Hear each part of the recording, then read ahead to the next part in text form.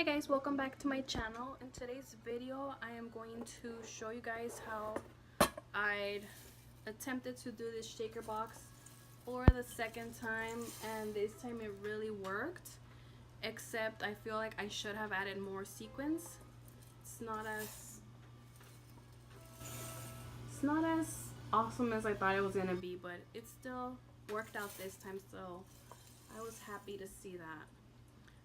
I put the same code in there, which is "You will forever be my always." So I hope you guys enjoy this video. If you guys want to know how I did this for the second time and it actually worked, then go ahead and keep watching. Thank you.